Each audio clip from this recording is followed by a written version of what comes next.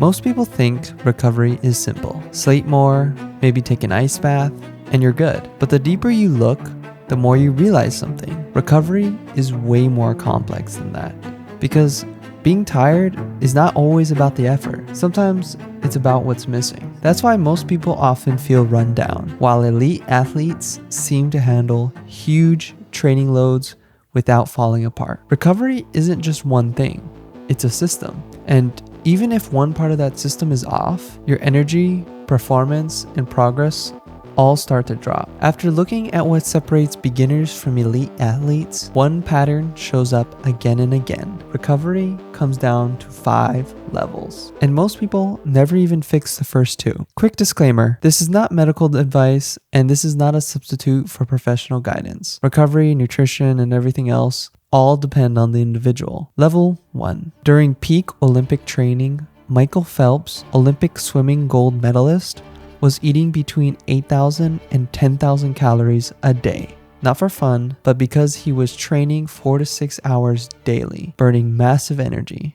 That's why the first level is fuel, because if your body doesn't have the raw materials, it literally cannot recover. A beginner athlete often underestimates this. They train hard, sweat a lot, burn a lot of energy, but don't replace enough of what they lose. An elite athlete never leaves that up to chance. First is water. How much you need depends on your body, activity level, climate, and how much you sweat. A beginner usually drinks based on thirst alone. An elite athlete is more intentional. They understand that hydration affects energy, performance, and recovery. Second is electrolytes. This matters even more for people doing lots of cardio, sweating heavily, or living in a hotter or drier climate. A beginner athlete may lose sodium and fluids and never replace them. An elite athlete knows that hydration is not just water, it's fluid balance. Third is food quality and food quantity. That means calories, protein, carbs, fats,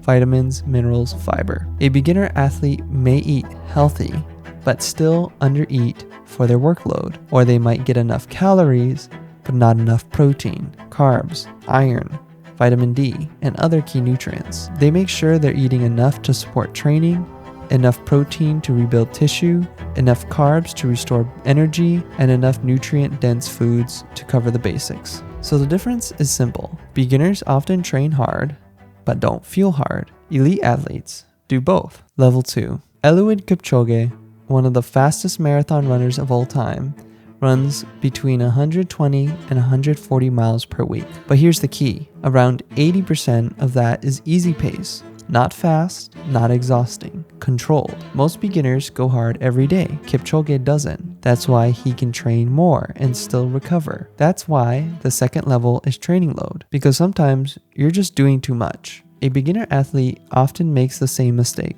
They try to progress too fast with more mileage, more weight, more intensity, more effort, and they assume more always means better. But elite athletes know that recovery is directly tied to how much fatigue and damage they can create in the first place. Beginners often push hard every session. Elite athletes pace progression. A good rule of thumb is gradual progression. Many athletes use a rough 10% increase as an upper guide for volume or intensity, but not both at the same time. The key idea is this: progress should be manageable, not exciting for 1 week and exhausting for 3. Elite athletes also use deloads because they understand that improvement doesn't happen from constant punishment. It happens from stress, followed by adaptation. So instead of pushing endlessly, they intentionally reduce training at certain times to let the body catch up. And in endurance sports especially, elite athletes are often careful with intensity. A beginner spends too much time in the medium gray zone,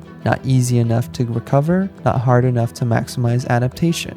An elite athlete is more strategic. Easy days are actually easy, hard days are actually hard. Level 3. LeBron James, 4-time NBA champion, reportedly gets between 8 and 10 hours of sleep per night, plus naps. He understands recovery doesn't happen in training, it happens mostly in sleep. If you ask any high-level athlete what they prioritize most, a lot of them will say sleep, because this is when the body does most of its rebuilding. A beginner athlete often treats sleep like whatever time is left over. They go to bed late, wake up early, and assume they'll be fine. An elite athlete like LeBron usually does the opposite. They protect sleep on purpose. They plan around it. They build routines around it. They don't just hope they sleep well, they make it easier. That can include consistent sleep and wake times, enough time in bed, a wind-down routine, limiting stimulation late at night, avoiding heavy meals too close to bed. This is where your body actually rebuilds. And if two athletes train the same amount, but one sleeps better, that athlete is usually the one who does better. Level 4. Novak Djokovic, tennis superstar, doesn't just train physically, he practices daily breathing, meditation, and mental control. Because stress is fatigue too. You can train perfectly, but if your nervous system is constantly overloaded, you still won't feel 100%. Djokovic protects his focus like it's training. Here's the part most people never think about. Your body is not just recovering from training, it's recovering from life. A beginner athlete might sleep enough and eat pretty well, but still feel exhausted. Why? Because their nervous system never really shuts down. Stress from work, stress from school, constant notifications, constant stimulation, constant pressure. All of that adds fatigue too. This is one of the biggest hidden differences between beginner and elite athletes. Elite athletes often manage stress much better, not because their lives are perfect, but because they understand that recovery is not only physical, it's neurological and mental too. A beginner athlete might finish training and then stay overstimulated for the rest of the day. Phone scrolling, noise, mental pressure, no real off switch. An elite athlete, on the other hand, is more likely to create space for calm. That might look like quiet time, walks outside, less unnecessary stimulation, breath work, massages, sauna, yoga nidra, time away from screens. You can sleep 8 hours a day, eat well, train smart, but if your brain is constantly stressed, your body may not fully recover. You're not always tired because you train too hard. Sometimes you're tired because your system never fully came down. Level 5. Cristiano Ronaldo maintains around 7 to 10% body fat deep into his 30s. He trains and moves daily, follows multiple meals per day, and even uses structured sleep cycles, sometimes 4 to 5 naps instead of one long sleep. Because for him, recovery isn't something he adds after training. It's built into every hour of the day. A beginner athlete often thinks recovery is what happens after training. An elite athlete, on the other hand, understands recovery is influenced by the entire day. That includes how much you move, how much you sit, how often you walk, how consistent your schedule is, and how structured your lifestyle is. Light movement matters, walking matters, circulation matters, because recovery is not just about lying still, it's also about helping your body move nutrients where they need to go and clear waste products out. And lifestyle consistency matters too. The more stable your habits are, the easier it is for your body to adapt. Recovery isn't what you do for 1 hour, it's about how you live the other 23.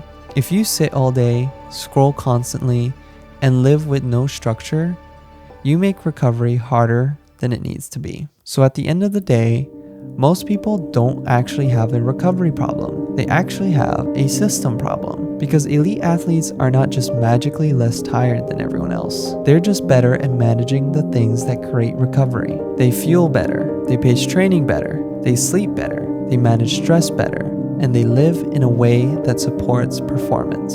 And until you address all 5 levels, you'll never achieve your full potential.